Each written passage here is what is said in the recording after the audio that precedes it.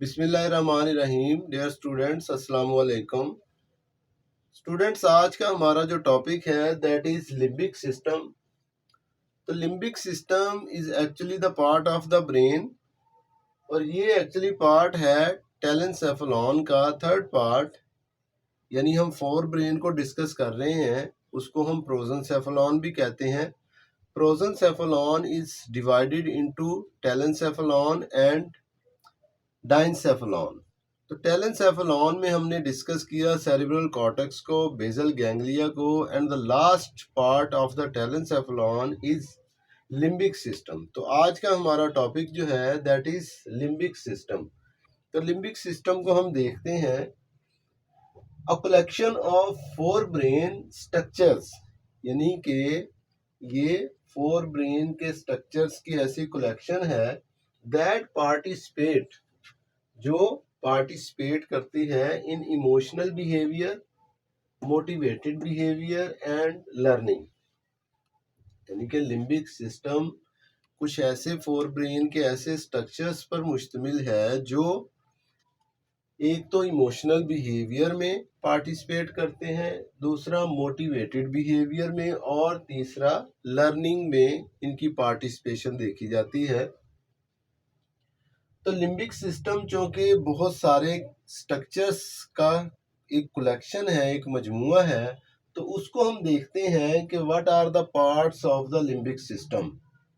तो limbic system के जो मोस्ट इम्पोर्टेंट पार्ट्स हैं उनमें नंबर 1 पे हिप्पोकैम्पस, नंबर 2 पे पैरा हिप्पोकैम्पस, नंबर 3 पे फॉर्निक्स, नंबर 4 पे एमिगडेला, नंबर 5 पे सिंगुलेट कॉर्टेक्स या सिंगुलेट जाइरस, नंबर 6 पे सेप्टल एरिया, और नंबर 7 पे मैमिलरी बॉडीज।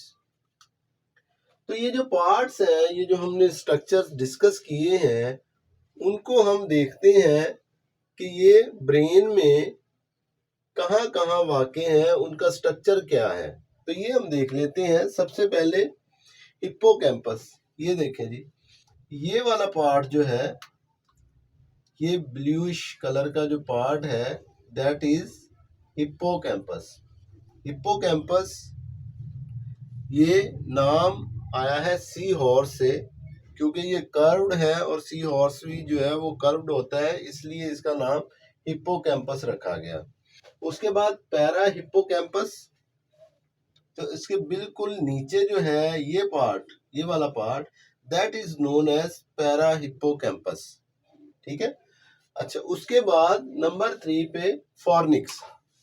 तो ये देखें जी, ये जो रेड सी स्ट्रिप नजर आ रही है आपको, रेड कलर की, ये वाला part that is known as fornix. उसके बाद एमिगडेला। एमिगडेला को आप देख सकते हैं, ये वाला ग्रीन पार्ट, ये सर्कुलर पार्ट जो है ग्रीन शक्ल का, ग्रीन कलर का, दैट इज एमिगडेला।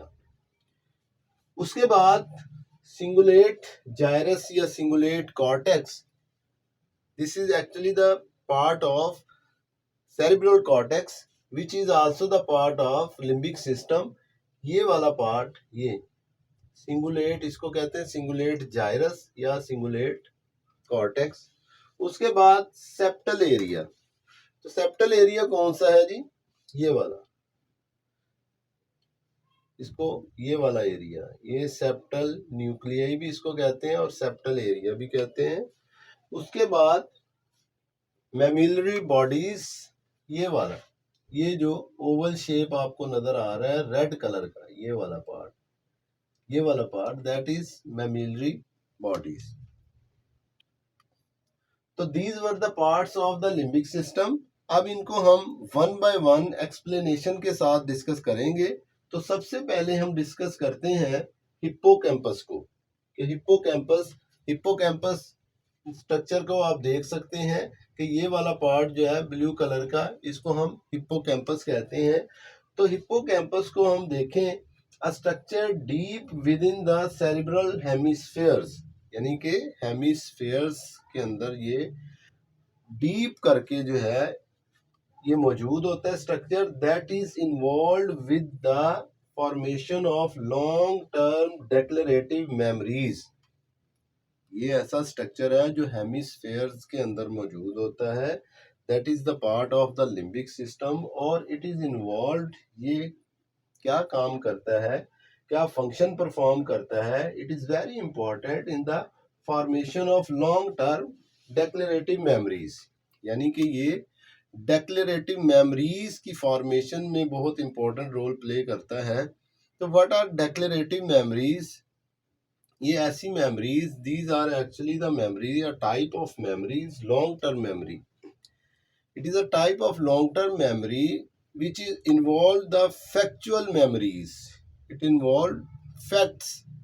ये ऐसी मेमोरीज, ऐसी याददाश्त होती है जिसमें हम फैक्ट्स को याद रखते हैं, फिगर्स को याद रखते हैं। For example different faces, different numbers, different dates, ठीक है, जिसमें कोई प्रोसीजर इन्वॉल्व नहीं होता, दैट इज ओनली फैक्ट्स, यानी कि फैक्चुअल इंफॉर्मेशन पर मबनी जो मेमोरी होती है, that is known as declarative memories. तो डिक्लेरेटिव मेमोरीज की फॉर्मेशन में hippocampus is very important structure of the limbic system. तो it is involved in learning and memory and it is vulnerable to damage as a result of stress। ये learning और memory में बहुत important है और ये बहुत ज़्यादा वल्नरेबल है ड्यू टू द स्ट्रेस। यानी कि आप किसी भी वजह से अगर ज़्यादा स्ट्रेस लेते हैं तो इस हिस्से को नुकसान पहुंचने का जो है वो अंदेशा ज़्यादा है। तो डैमेज टू द, अगर डैमेज हो जाता है, हिप्पोकैम्पस डैमेज हो जाता है, ये इसमें डैमेज प्रोड्यूस होता है, तो damage to the hippocampus in both hemispheres, अगर दोनों हेमिस्फीयर्स में हिप्पोकैम्पस जो है वो डैमेज हो जाता है, तो उसके नतीजे में क्या होता है, produces a syndrome known as anterograde amnesia.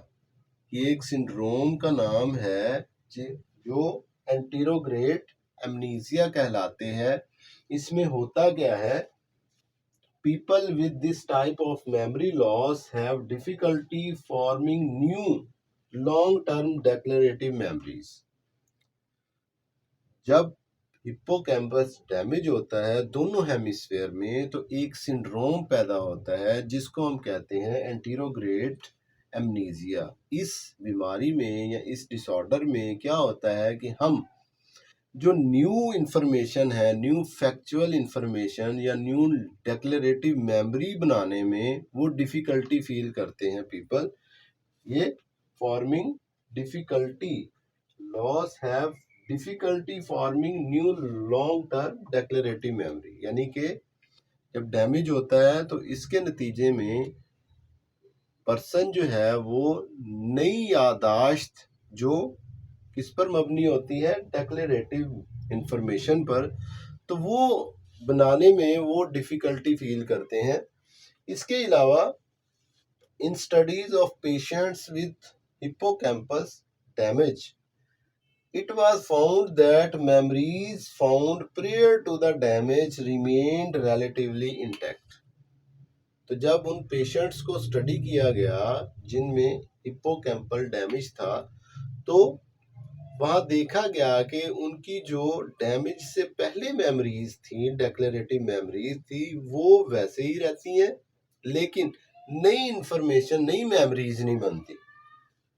In addition, the patient were able to learn and remember procedures for solving a puzzle requiring multiple steps।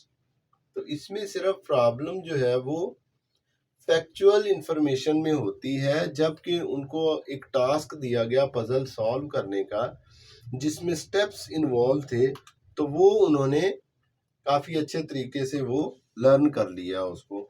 तो that was all about the hippocampus, that is the structure of the limbic system. तो बाकी 6 जो है वो structure रह गए हैं, तो उनको हम 1 बाय 1 डिस्कस करेंगे इन द नेक्स्ट लेक्चर्स। तो तो आज के इस लेक्चर को हम वाइंड अप करते हैं। तो इंशाल्लाह ताला नेक्स्ट लेक्चर में नेक्स्ट टॉपिक के साथ हाजिर होंगे। जब तक के लिए अल्लाह हाफिज़, अस्सलाम वालेकुम।